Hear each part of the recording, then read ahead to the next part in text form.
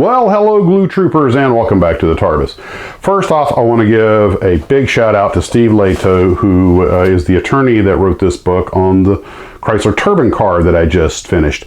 I had, as you guys may recall from the live stream, I had wondered about this A-86 turboprop program at Chrysler during World War II when they were trying to make a turboprop engine for fighters.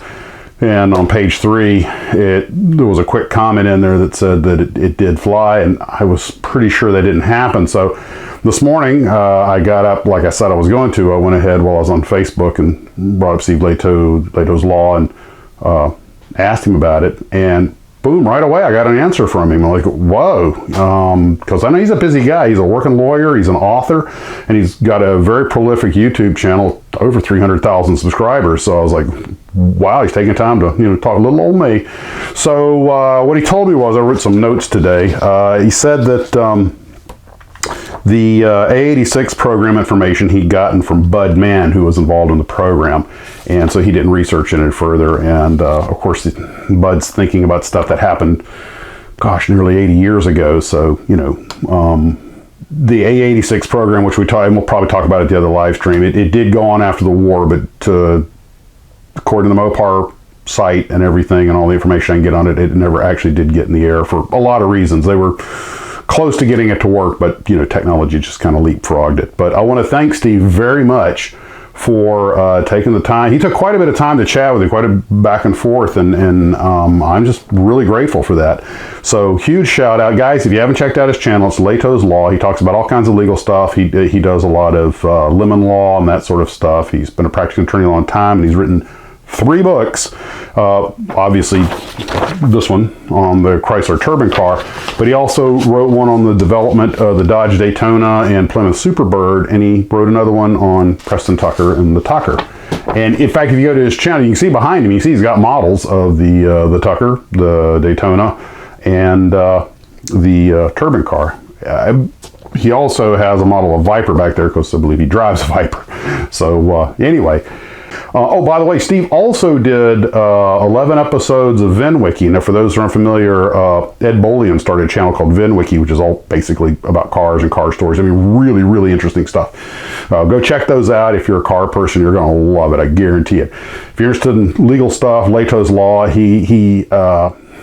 well, you know what? We'll talk about it at the live stream. But he's someone whose YouTube channel, his work, I really respect a lot of the stuff he's done. And I was just thrilled that a busy guy like that took, good Lord, good half hour more to, answer messages with me today. I was just very flattered by that. Helping out my little, tributary of the Styrene River off in the dark corner of the internet. So the next thing on the list, I did get a little pre-work done on the Boeing Vertol 107, just pre-shaded the interior a little bit. This model this is a 1:100 scale from Tamiya, does actually have a proper interior, and it has New York Airways decals, which I'm going to try and salvage because I'd really like to do New York Airways marking on it. And also, I got a little bit of work done on the Convair 880s, that Pegaso kit, and it mainly there were some really bad seams, and no matter how much I flexed the wings and tried to reshape them, I couldn't get them to see. I had to use a fair amount of putty, so it came out, it's looking okay. It'll look good on the shelf, but it's an old Pegaso kit. What do you don't expect too much. But the Convair 80 is just such a cool jet. So the other thing is the Stinson. I got the Stinson sort of finished. I might do a little touch up on it later, but right now I'm just going to put it on the shelf and leave it be for a while. It's basically done. It does need a little touch up. I'll probably make an end number for the wing at some point, and I'll probably put it by the Metaluna Mutant fighting Godzilla, since it was inspired by this island Earth. And the last thing is the Tamiya PBR, Patrol Boat River, the Piver. This kit is awesome. I did come out today. I had shot the hull. It turns out I had painted the hull in the wrong. I'd gotten the red hull waterline marking in the wrong place, and it turns out there was a very fine inscription on there for where you're supposed to mark it, and I'd missed that. So the kit's so nice that I want to do it right. So I tried retaping it off and repainting it, but of course you couldn't get the two paints to match. So I shot the whole hull red, still didn't match. I just, you know what, this is a nice kit. I'm just Gonna do it right. Got the stripper, scrubbed off the paint on the sides of the model, reprimed it, shot it all in olive drab, and I used a different olive drab. I used TS5 this time, which I went and got the other day, and I like that shade a little better. The other one was a little on the light side. So anyway, people forget there's several shades of olive drab. Then, of course, I just taped it off, shot the red again, very light coats, let it harden. And I made sure to put a clear coat between the two. When I had taped it off, I clear coated it before I put the red on to make sure that I had a good seal on the tape and I had a beautiful demarcation line. Very happy with it.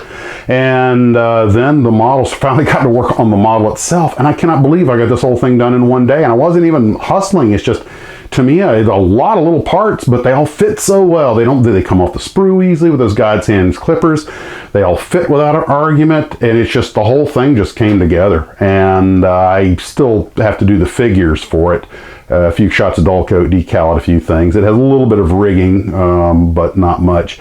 And it's just a wonderful kit. If you like that kind of subject matter, you want to build a boat or whatever, do a Vietnam tribute, whatever, I cannot recommend this kit highly enough. It's just a good kit. It's everything we've all come to expect from Tamiya, and I'm very happy with it. I look forward to finish it, and it's going in the house on the big display, the place of honor in the house.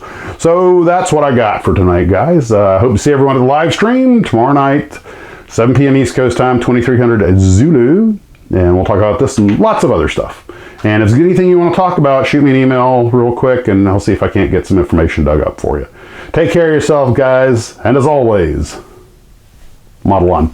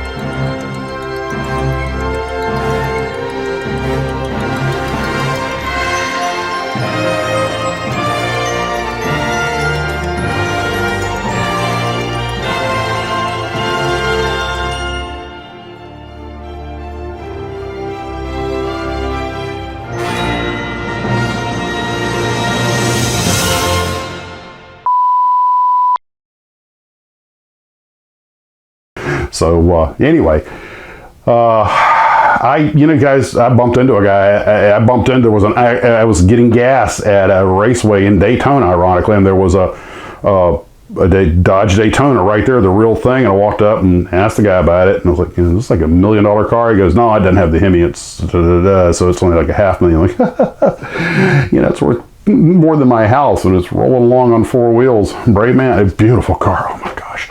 Anyway, see if I can round up the picture I took of it real quick and put it here, but you guys know what it looks like. Anyway.